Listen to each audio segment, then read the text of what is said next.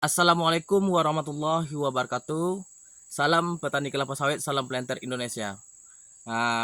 Buat para petani pemula, baik para petani yang udah paham masalah kebun kelapa sawit, kita di sini harus saling belajar, saling mengasih informasi, saling mengasih edukasi yang fakta dan real ya, yang nyata dan terbukti sesuai apa yang kita lakukan. Oke.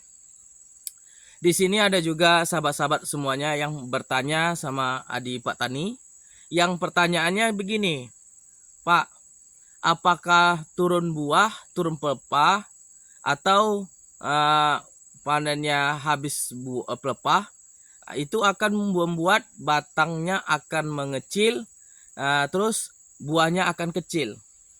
Oke, buat sahabat-sahabat petani kelapa sawit, kita udah banyak melihat video-video atau video-video yang telah diunggah oleh saudara-saudara kita kan.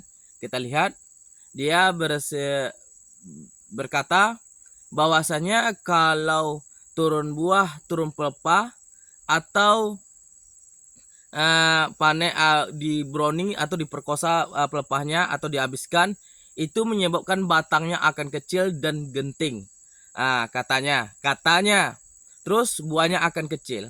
Oke, buat saudara-saudara petani kelapa sawit pemula. Di sini adik petani menanggapi ini karena nggak enak juga didengar oleh kuping ya kan. Sebenarnya itu tidak ada sebenarnya yang seperti itu. Itu ada cuman mitos. Nggak ada sejarahnya di kebun adik petani ini. Udah ada ya juga yang tinggi, kebun sawitnya di petani juga ada tinggi. Itu batangnya biasa saja. Buahnya tetap besar, seperti biasa, besarnya. Kalau mau buahnya besar, maka carilah bibit kelapa sawit yang buahnya besar. Ya karena kelapa sawit ini ada yang buahnya kecil, ada yang buahnya besar. Dicari, tetap besar buahnya. Yang ini kayak gini. Ini adalah bibit buahnya yang besar kelapa sawit. Karena ini abal-abal. Kalau misalnya lihat batang, itu besar, sahabat petani kelapa sawit.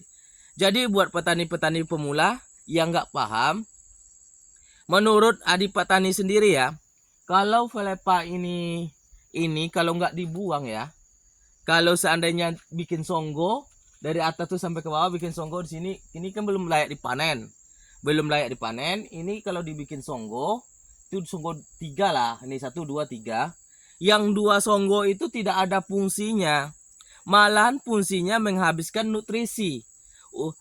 Anggaran nutrisi itu kan untuk di buah sama di pokok. Jadi habis oleh pelepah ini, dia makan. Jadi situlah sahabat-sahabat petani kelapa sawit. Makanya di sini dianjurkan untuk para petani itu disuruhnya mupuk 12 kilo per tahun atau 9 kilo per tahun. Itulah penyebabnya. Jadi adik petani ini nggak mau dibodohkan.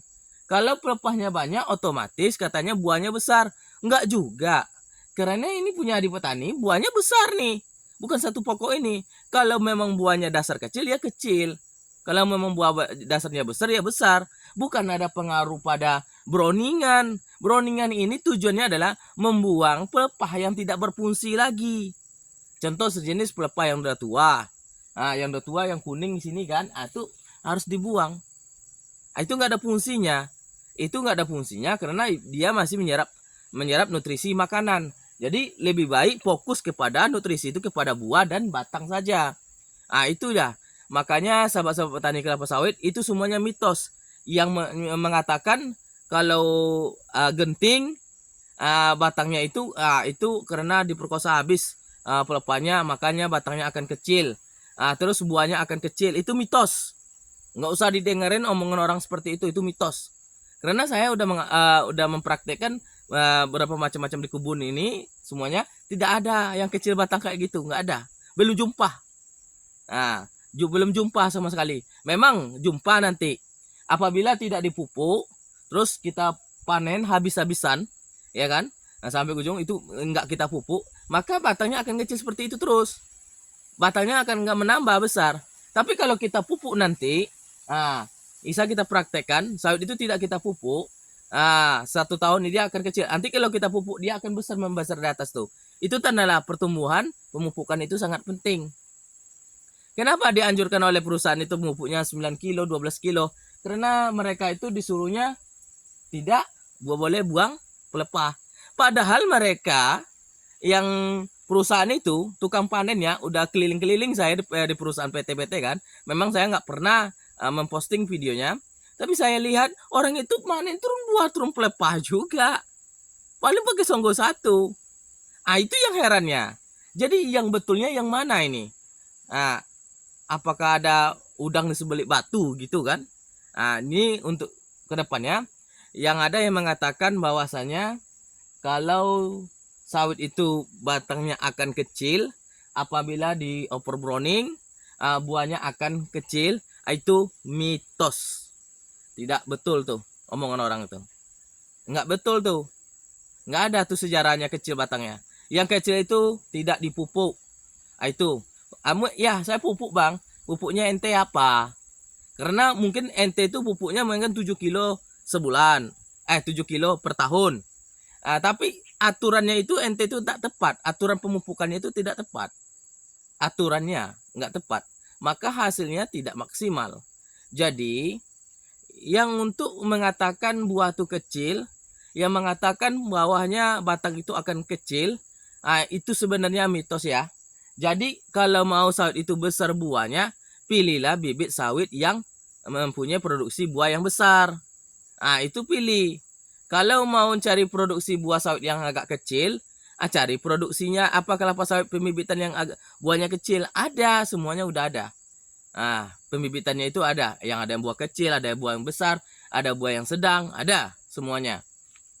Jadi buat sahabat-sahabat petani kelapa sawit, saya heran juga sih melihat sahabat-sahabat ini semuanya kalau buah yang banyak itu ya, kalau buah yang banyak itu adalah buah yang berkeliling di batangnya. Keliling kayak gini. Tapi kalau cuman buahnya 3 janjang, 4 janjang, itu belum dikatakan unggul guys. Ingat, yang unggul itu seperti apa? Ingat tuh, unggul itu otomatis buahnya banyak, sawitnya bagus, bibit bobotnya bagus. Itu yang dikatakan unggul. Bukan unggul itu buahnya cuma 4 janjang, 3 janjang, itu tidak unggul. Itu belum dikatakan unggul. Abal-abal aja lebih daripada 3 janjang, 4 janjang, 5 janjang. Sedangkan ini lebih nih. Itu yang diunggulkan kata itu buahnya keliling. Otomatis produksinya meningkat. Kalau cuma 4 janjang, 2 janjang, 3 janjang itu nggak akan dapat hasil produksinya per tahunnya, nggak dapat. Kalau sedikit, cuma 1 pokok saja. Pak Adi itu melihatkan cuma 1 pokok saja. Bukan. Pak Adi bukan melihat 1 pokok saja. Udah ada lihat di video di YouTube-nya. Ini nanti ada video yang kedua. Itu saya review buah sawit semuanya. Oke. Jadi itulah buat sahabat-sahabat semuanya. Kita itu harus cerdas. Apalagi zaman sekarang ini canggih, teknologi itu kan canggih kan. Coba kita lihat. Kita buktikan semua itu. Makanya Adi Petani bilang kepada tani pemula, kita coba. Kita praktekkan. Jangan kita mendengarkan omongan-omongan orang. Kita buktikan sendiri. Kita lakukan sendiri. Kita buktikan sendiri baru kita bisa ngomong. Bisa kita bercerita. Di situ bagusnya. Ini kita harus dengar kepada orang. Kita buktikan. Boleh kita ngambil ilmunya itu boleh. Ilmunya itu boleh kita ambil, kita coba dulu. Nggak cocok nanti nggak perlu kita hujat orangnya. Nanti pindah pula coba ilmu dia. Mana yang lebih mantap ilmunya? Nanti ambil. Jadi disitulah kita harus belajar. Jangan saling cuman menghujat segala macam ini. Itu nggak boleh. Oke. Jadi buat sahabat-sahabat petani kelapa sawit, kalau masalah batang kecil dan pelepah overbrowning ada apa tuh dibuang pelepah semua itu cuman mitos ya, tahayul. Itu nggak ada betulnya. Nggak ada. Dia sok tahu saja. Sok tahu batangnya kecil itu. Saya udah dilihat kok dari batang, dari pelepahnya itu dia lurus kayak gini. Itu kekurangan unsur hara, kekurangan pemupukan. Mungkin pemupukannya banyak, cuman aturan pemupukan tidak tepat. Itu aja.